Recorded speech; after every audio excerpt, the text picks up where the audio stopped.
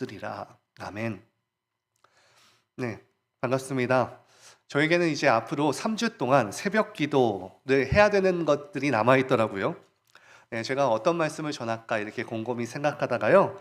아무 구절이나 가져와서 이렇게 하는 것보다는 한 성경을 정해서 그래도 전하는 것이 통일성도 있겠고, 그리고 반복되는 것도 있으니 좀 더 기억에 쉽게 남을 것 같아서요. 하나를 정했습니다. 그리고 그것이 바로 이제 이사야서가 될 예정인데요. 매우 깁니다. 매우 긴데요. 함께 읽어가면서 설교의 말씀도 나누면 참으로 은혜로울 것 같습니다. 네, 이사야서의 주제는요, 하나님의 꿈 혹은 하나님의 비전입니다. 이사야서에서의 하나님은 그의 꿈을 백성들에게 막 강요하시거나 주입하려고 하시는 것이 아니라 그의 꿈을 그의 백성들에게 세세한 음성으로 그들을 설득하고 위로하는 데에 그의 꿈과 그의 비전을 사용하십니다. 특히 오늘 본문을 보면은요, 오늘 본문처럼 경고하시거나 그런 약속하는 것을 통해서 하나님께서는 그의 뜻과 비전이 드러나도록 우리가 알아차리도록 그렇게 하고 계신데요. 오늘 주목하여 볼 것은 그렇게 하나님의 비전을 전달함에 있어서 하나님의 방식에 관한 것입니다. 많은 분들이요, 이사야서의 긴 것을 보고서 두려워하기도 하겠지만 이사야서의 내용을 보고 참으로 어려워합니다. 그것은 하나님의 무서움을 느끼기 때문입니다. 오늘 본문에서도 드러나지만 이스라엘이 불순종하여서 멸망하겠다라고 하는 하나님의 심판에 대한 두려움의 내용들이 많이 있습니다. 하지만 이사야서를 읽고 하나님에 대해서 두려움만 남았다면 그것은 이사야서를 잘못 읽은 것입니다. 이것은 성경이 하려는 이야기가 아닙니다. 만약 하나님이 두려워하는 것이 남았다면 오늘 18절 초반부의 말씀처럼 오라 우리가 서로 변론하자 라고 하는 이 부분을 자칫 오해할 수 있게 되어집니다. 오늘 하나님께서 말씀하시는 우리가 서로 변론하자 라고 하는 뜻은 하나님께서 이스라엘 백성들에게 어디 한면 변명해 보아라. 나는 나의 목적과 나의 뜻을 너희에게 꾸준하게 알려주겠다 라고 하는 그분의 선한 의지가 담겨져 있는 것인데요. 세상에 흉포한 사람들처럼, 세상에 그렇게 잔인한 사람들처럼 자신의 뜻을 거스르면 괴롭힌다거나 탄압하거나 아니면 그가 높은 위치에 있으면 자신의 뜻을 거스렸을 때 단칼에 좌천시켜버리거나 소리 소문 없이 사라져버리게 하는 그런 강요와 흉포로 사람을 통제하려는 하나님이 아니십니다. 하나님은 이 오늘의 본문 이전에도 그러셨고요. 또한 지금 이 시대에도 그러하지만 그의 백성과 지금 우리들에게 하나님 그분의 뜻이 무엇인지를 우리들을 향하여서 성실하게 설득시키고 설명하고 계십니다. 아버지가 아들을 자신의 곁에 두고 세세한 부분을 차분히 설명하면서 성장시키듯 말입니다. 때로 너 이렇게 하면 혼난다 라고 하는 것처럼 이러한 강한 말이라도 혼내기 위해서 그런 말을 하는 것이 아니라 그의 성장을 기대하면서 나아지기를 바라는 그런 부모의 마음이기에 오늘 이렇게 강한 어조의 말투도 우리 이 성경 가운데 쓰여져 있게 되어지는 것입니다. 하나님께서 선지서, 이 이사야서가 선지서 가운데 속해져 있는데 선지자들을 보내신 이유도 그러합니다. 백성이 잘못했으니까 너희가 가서 그들을 꾸짖고 회개시켜라 라고 하는 어전 그런 단순한 이유 때문에 그들을 보내신 것이 아닙니다. 물론 그들의 하는 말 가운데 그 이스라엘 백성들의 잘못을 꾸짖는 용도도 분명히 있습니다. 그것을 알리고 그들의 잘못하는 것을 알리고 깨우쳐 주는 것 또한 선지자들의 임무였습니다. 그러나 더 깊게 들어가면은 꾸짖는 그것에 목적이 있는 것이 아니라요. 더 나아가서 하나님의 뜻대로 그의 백성을 살게 하기 위해서 하나님의 뜻대로 그의 백성을 살게 하기 위해서 이러한 말들을 전하는 것이었습니다. 오늘 본문 18절에 이렇게 말씀합니다. 여호와께서 말씀하시되 오라 우리가 서로 변론하자. 너희의 죄가 주홍 같을지라도 눈과 같이 희어질 것이요 진홍같이 붉을지라도 양털같이 희게 되리라. 하나님께서는 그들의 고통과 어려움이 비록 그들 스스로의 죄에서부터 나왔을지라도 하나님의 뜻에 대해서 분명히 말씀하십니다. 하나님의 뜻은 고통의 잠시 사라짐을, 그것이 하나님의 뜻이 아니라 궁극적으로는 그 고통, 그 죄, 그 자체를 깨끗이 없애버리시는 것이라는 것입니다. 많은 선지자들이 하나님의 백성들에게 회개만을 강요하는 것이 아니라 곧 더 나아가서 이렇게 외칩니다.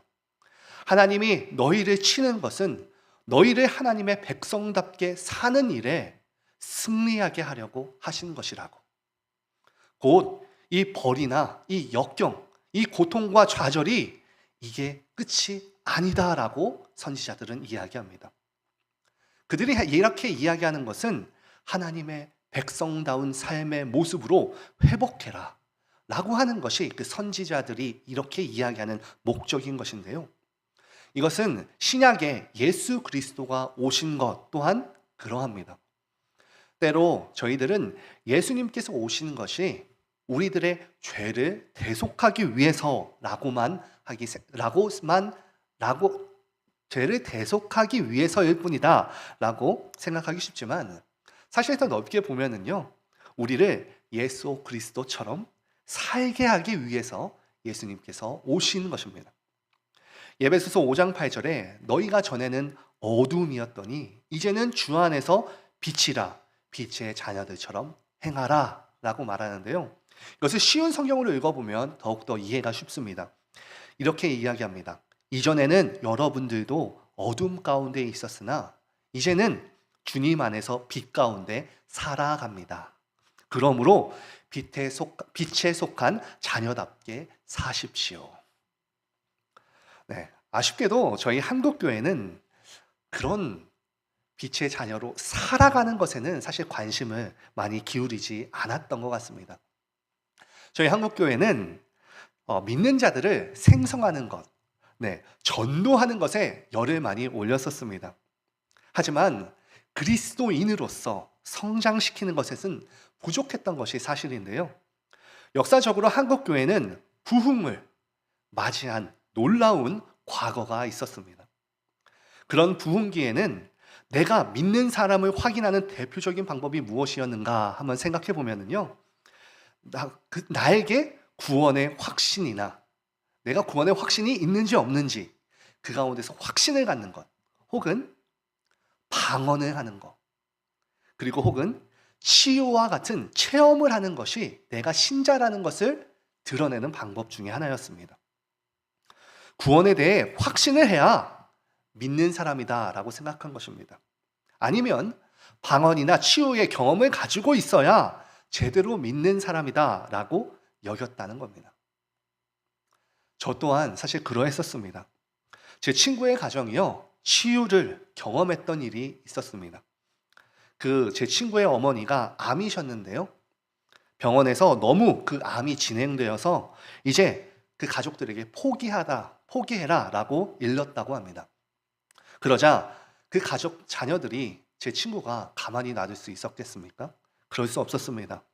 여러 가지 치유의 방법을 찾기 위해서 자신이 믿고 있던 것이 불교였었기 때문에 절에도 가보고, 또한 용한 점집에도 가보고, 그렇게 어머니가 치유받기를 원했지만 모두 실패로 돌아갔고요. 결국에 간 곳이 교회였습니다. 그리고 어떤 교회에서의 목사님의 기도, 그리고 성도들의 기도로 그 병이 놀랍게도 낫게 되었습니다. 병원에 갔더니 이제는 암이 없다라고, 기적이라고 하면서 놀랬다고 합니다. 저는 이제 그 친구의 이야기를 듣고 그랬던 그런 치유의 그런 기적들을 들으며, 야, 이제 너가 이제 믿지 않았던 너가 이제 교회에 아주 잘 다니게 되었구나 라고 하면서 기뻐했습니다. 그런데 10년쯤 지났을까요? 제가 대학을 졸업하고 그 친구를 다시 만나게 되었습니다. 한참을 그 친구와 이야기를 하던 중에 문득 옛날 생각이 나서 너 치유받아, 네 엄마가 암으로부터 고침받았지? 너 요즘에 교회는 잘 다니고 있니? 라고 물어봤더니 놀랍게도 그 친구가 안 다닌 지가 꽤 됐다고 이야기하더라고요. 제가 의아해해서 물었습니다. 너 엄마가 기도해서 치유되지 않았었냐고. 그랬더니 그 친구가 이렇게 대답하더라고요. 머리를 극적이면서. 시간이 지나니까 나도 모르게 안 다니게 되었다는 겁니다. 그때 깨달았습니다. 치유를 경험했다고 해서, 기적을 경험했다고 해서 완전히 믿는 사람이 되는 것은 아니구나 라고 말입니다. 왜 우리들은 그러한 현상들에 대해서 왜 이러한 일들이 저희 교회, 한국교회에서는 많이 일어나고 있는 것일까요? 여러 가지 이유가 있겠지만 제가 그때 느꼈던 것은 제가 무엇을 어떻게 생각했었냐면 제가 볼 때에 교회가 성도의 숫자를 늘리는 것에는 관심이 있었지만 성도의 믿음을 성장시키는 것에는 관심을 기울이지 않았기 때문은 아니었을까라는 생각을 가졌었습니다. 이것은 또한 한국교회의 이런 특징에서도 볼 수 있습니다. 예전에 이런 질문을 자주 했었었는데요. 너 하나님이 살아계시고 너가 구원받은 사람이라는 거 믿지? 라는 것입니다. 교회 학교에서 제가 교회 학교에 다녔을 때 아주 어렸을 때요. 선생님께서 저희를 이렇게 가르쳤던 것이 기억이 납니다. 너희 만일 그런 질문, 구원의 확신 같은 질문을 들으면은 무조건 예스라고 이야기해야 된다. 무조건 나는 천국 간다고 이야기해야 돼. 당시에는 왜 그런지 몰랐지만요. 그 당시에 설명이나 가르침보다는요. 그래야만 천국 가야 된다고. 안 그러면 지옥 간다고. 꼭 뭔가 협박을 받는 듯한 느낌이었습니다. 사실 이제 와서 생각해 보면은 구원이란 이렇게 묻고 확신에 잠깐 갖는 것으로 끝나는 것이 사실 아닙니다. 이런 강한 확신, 그리고 치유와 같은 것이 우리의 삶을 어디로 이끌어가고 있는지가 중요합니다. 우리의 일상을 되돌아보면 사실 시원치 않은 상황들이 너무나도 많습니다. 고통과 같은 것들, 역경과 같은 것들, 그리고 게으름과 같은 우리의 죄스러운 것들까지. 우리의 삶에는 그렇게 해결되지 않은 것들이 여전히 많은데요. 이러한 것들을 통해서 하나님이 우리에게 요구하시는 것이 무엇인지 살펴봐야 되고요. 묵상해 보아야 하고 진정한 믿음을 가질 수 있도록 이 죄 가운데도 이겨낼 수 있는 믿음을 가질 수 있도록 우리가 성장해야 된다는 것, 이것을 기억해야 되는 것인데요. 여러분 공부해서 좋은 박사 학위를 받았는데 집에서 놀고 있으면 어떨까요? 그래서는 안 되겠죠. 여러분 병이 나았으면 건강한 몸으로 잘 살아가야지 그 가치와 보람이 있는 것인데 다시 병이 나았다고 한다고 해서 게을러서 다시 이전의 그 병상에 돌아가는 것처럼 다시 예수님을 믿었다고 해서 되는 것이 아니라 예수님을 믿기 전에 그 삶보다 더한 삶을 살아가서는 안 되는 것입니다. 훌륭한 과거가 있다면 더 하나님을 잘 믿는 사람이 되어야지 어려움과 현실의 벽에 부딪혀서 금방 신앙을 내려놓거나 믿기 이전의 삶으로 다시 돌아가서는 안 되는 것입니다. 개인뿐만 아니라요. 교회도 마찬가지입니다. 아이를 낳기만 하면 부모의 역할이 끝나는 것이 아닙니다.